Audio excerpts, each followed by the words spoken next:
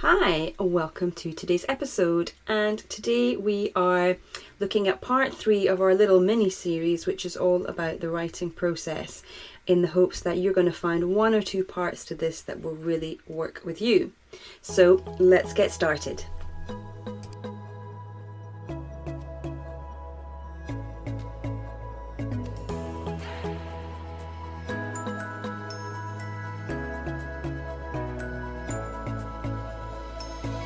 Are you looking for somewhere you can find practical ways of building a writing routine and gaining confidence?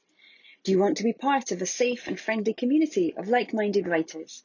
Well, if so, head on over to Facebook, where you will find my closed group for writers who, just like you, want to write their first novel. Go to Facebook and search Turning Readers into Writers, click join and say hello. I can't wait to see you in there. Welcome to the Turning Readers into Writers podcast, where I teach beginner writers how to find the time and confidence to write their first novel. I'm your host, Emma Desi, and I'm so excited that you're here. Thank you for joining me today, because if you've been longing to write your novel for forever, this is the place to be.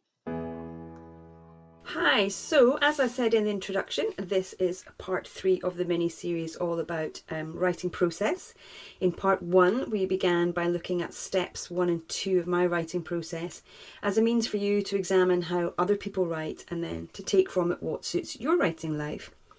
Then in part 2, I shared with you steps 3 through to 8 and importantly how I use the software Dragon Anywhere to transcribe my handwritten first draft onto the computer, because that saves a lot of time. It's much easier and gives me more of a feel for the storyline. And now today I'm going to take you through to publication. So we got up to step 8, and step 8 for me was the step where I send my manuscript to my mum, because she's one of my first beta readers. And I know they say that you shouldn't do that, but I find that she has a better eye for detail than me and can pick out some of those more obvious errors. So step 9 is when I send the book to a proofreader. And again, I did mention this in one of the earlier episodes that this is very budget dependent. If you've got the budget, I really recommend that you do not skip this step. It's amazing the amount of errors and typos that a good proofreader will pick up, mistakes that have escaped my notice, perhaps even the editor, and then obviously even my mum as well. So if budget allows, please do this, because I know that when you're starting out, budget is tight, and that second edit and that proofread might be just undoable for you. I do recommend you do it, but I do understand that it's not always possible, and know that that's okay if you can't do it. Don't feel like it's terribly bad if you can't do it, because you can always come back to it when you earn a little bit of income from your book. If you're going to go down the indie route, you can then come back to it and have that second edit done, or you can give yourself a bit of time to save up some money for that second edit or the proofread and work on another manuscript in the meantime. And then by the time you've saved up the money that you need, gathered the money that you need, you can then go back and have that proofread done or that second edit. So don't stress about it too much. Budget has to be a consideration, but if you do have the budget, then I advise you do go for it. Now we're on to step 10, and step 10 for me is when I send the book to my beta readers. And this is an essential step of the process, especially if you don't have the budget for an editor. They will come to this book fresh, just like a reader, not as a professional, but as a reader. They will enjoy the story for what it is, for face value, but they'll also be the ones that, because they're so engrossed on it as a reader, they're going to pick up things that, again, perhaps your editor, perhaps your proofreader, that you have missed.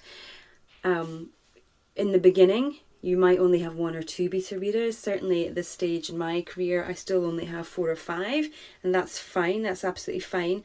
Some people do have hundreds of beta readers, and Mark Dawson comes to mind. He's a crime thriller writer, an indie writer who's done very, very well, but he's got about 500 beta readers, which compared to my 4 is pretty impressive.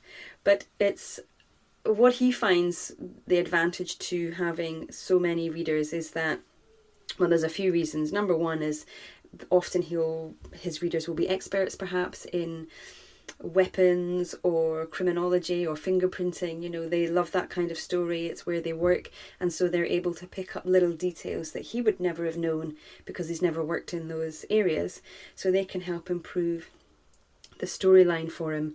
But the other reason he can benefit so much from having so many is they are his super fans. They read the book in beta form, but they will also go back and buy it from Amazon or any of the other platforms when it's released, and will be happy to immediately give him a review, which of course then helps boost his rankings and his visibility on all of the online sites. But having 4 readers, 4 beta readers, that's enough for me. It's enough to pick up most of the errors and typos before it goes out into the world. I want to just make one more note that when it comes to someone like Mark Dawson, he's selling millions of books every year. So forgoing, 500 sales is not a problem for him. Please don't feel that you've got to aspire to that level of beta readership, because for most of us that's just not going to be doable. So having 10 or less, 4 or less in my case, is perfectly realistic and perfectly adequate. And if those beta readers are willing to leave you a review when the book is released, then that is so much the better. So that was step 10 about your beta readers. And the final step is step 11. Yay, it's arrived. So for me, this means publishing on Amazon. I still just use Kindle and take advantage of the Kindle Unlimited membership scheme so that people can borrow the book as well as buy it. And this might be a route that you want to take. But equally, it might mean that this is the time when you start querying your manuscript to an agent. So let's look at the indie route first of all. If you decide to go the indie route, you really can start to get excited now, because you've finished your book, it's been through all the proofs, it's been through all the edits. Now this is when you can start to formulate your launch plan. A launch plan sounds very, very grand, I know, but it doesn't need to be complicated. It can be as simple as simply uploading it to the relevant platforms, hitting publish, and then letting your friends and family know and letting organic reach do its business. But if you do decide to go down the traditional route, well, equally you can be excited, because when you start to query, that is a real stepping stone in your writing career. It's going to be most likely a long step 11, but it's certainly a very important one, and one that you must be excited about, because you're going to need to be patient and you're going to need to be resilient. The likelihood is you're going to go through many, many rejections before you get that all important acceptance. I'm sure you've read about it a lot yourself over the years, but it's, don't take it personally. It's not about you as an individual. It's not about you and your talent. It might just be that this book is not the book to launch your career. This book might be the book that needs just a little bit more work. Perhaps this isn't quite the story that's going to do it. It's not to say that you're not a good writer. It's not to say you don't have great ideas, and of course it's nothing personal, but it's just finding that right manuscript that's going to hit the note with one agent out there, and in turn hit the note with the right publisher, and then the rest, as you will say, is history. So don't give up, keep querying until you get that acceptance. But the important thing for you while you are querying is that you start brainstorming, and you start mulling over your next book. So you are immediately going to go back to step 1 and start again with your fresh idea, your new book, your new storyline. Make full use of the momentum that you have built up over the last few months of writing book 1, and allow that to carry over into book 2. Celebrate the win that you've had, because don't underestimate how difficult it is to finish a manuscript, to finish a first draft. Never mind carry on all the way through to step 11 when you are ready to query. Really give yourself more than just a pat on the back. Celebrate it in some way. Okay, you might not have the big deal just yet, but you know that's coming. You've just got to be patient, resilient, just hang on in there, keep going, keep writing, keep improving your craft, and you know that you're going to get there. So cheer yourself on. Celebrate that you have finished your first book and use that momentum to move straight on to book 2. Because certainly that's how I work. As soon as my book is published and up on Amazon, I'm already working on the next book. So I have finished the first draft of my third book. It's been to the editor. I've got a lot of reworking to do on it. I need to clear my head and think about something else for a while. So now I'm working on the first draft of book number 4. I will leave that once I've finished the first draft and go back to book 3 because I've had a bit of a break from it. I can galvanise, I can take the momentum from book 4 and put it back into book 3. So I hope that makes sense. You're just always trying to build on the last project that you worked on. Keep the momentum going, because that in turn builds your confidence. You can see the body of work that you're producing, not just on one storyline but on several. And it feels good. It feels like you're really being productive. It feels like you're really achieving something, getting somewhere, moving in the right direction. So don't give up. I want to kind of go on a side note, which is about book covers. And this is particularly for those of you who are going to go down the indie route. There are a myriad ways of procuring a book cover, and some people even design their own cover. Whichever way you do it, please do be mindful of budget. You can hire somebody as well known as Stuart Bache, for example. If you've got that budget, go for it, because he's an expert when it comes to designing book covers for all genres. He's worked with some of the top authors, and he particularly cites Stephen King and John le Carré as being on his catalogue of book covers. But if your budget means that you have to make a pre-made, you have to buy a pre-made cover, or even design your own, so be it. That's, you've got to do that, but do your due diligence first. So what do I mean by due diligence? Well, where is your book going to fit? What genre is it going to fit? Now, you may feel that your book crosses genres, and that's all very well in terms of what's going on in your head. When it comes to marketing, which is the business side, this is not the author side of your writing, this is the business side of your writing, you need to choose a genre. Now, as an indie, you can be more flexible. There has been a broadening of genres, but you do need to choose one or two, but ideally you want to choose one that you are going to place your book in, because that's how you're going to know how to shelve your book. So decide which genre you're going to go for. Look at the book covers in that genre, and it's key that you follow the trend. Your instinct might be that you want something original and beautiful and something that's never been seen before. My advice to you is do not do that. Do not try to be original. And the reason for this is really quite simple. It's that when someone is scrolling through their online bookseller, which is how most people shop now, even if they eventually go in store and buy the book, they're going to spend time scrolling online.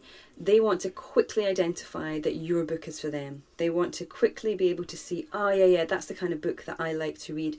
Let me stop, let me look at the cover, let me look at the blurb, and then you're already in with a much better chance of selling that book to them. Because only when they see that your cover matches what they like to read are they going to stop the scroll, they're going to take the time to read the blurb, and then hopefully you've got a sale. So, suppress that instinct to design something or choose something that's highly original. You want to follow the trend. And it can be trial and error. I've certainly, on my first book, made a bit of an error, and I've had to go back and have the cover redesigned. It's all part of the learning process. I'm also thinking I may do this with my second one. So it's, again, I'm still learning. I'm not an expert, I'm still learning. But from everything I have learned and everything I've read and researched, try not to be original, go with the genre, follow the trend. When you become that big best-selling novelist, then you can go with something original, because your name will be enough to sell the book. But while you're starting out, it's your genre that's going to sell the book. So make sure you follow the genre, follow the trend. So there we are. In conclusion, we're finished there. That's my basic creative process when it comes to writing and publishing my novels. Obviously, every book is different and there is slight variation, but hopefully you're going to find something within this process that resonates with you, that would fit in with how you work, or at least offers you a blueprint that you can start with, and then as you become more experienced, you start to take things out of that blueprint, add new things into that blueprint, and make it your very own. Because I've said it before and I'll say it again, there is no one size fits all.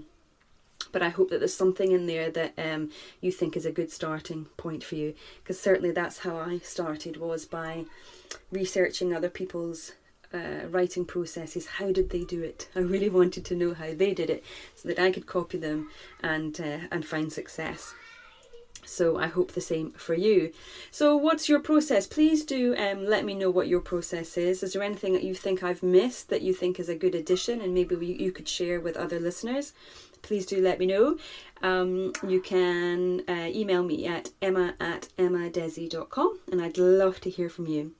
All right, well, that is the end of today's episode. Short and sweet. I hope it's been useful. I hope the little mini series has been useful.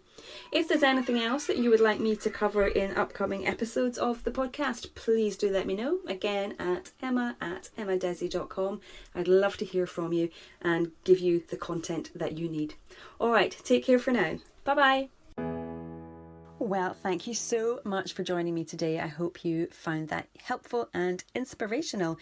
Now, don't forget to come on over to Facebook and join my group, Turning Readers into Writers. It is especially for you if you are a beginner writer who is looking to write their first novel. If you join the group, you will also find a free cheat sheet there called 3 Secret Hacks to Write with Consistency. So go to emmadesi.com/turning readers into writers, hit join, and can't wait to see you in there. All right, thank you. Bye-bye.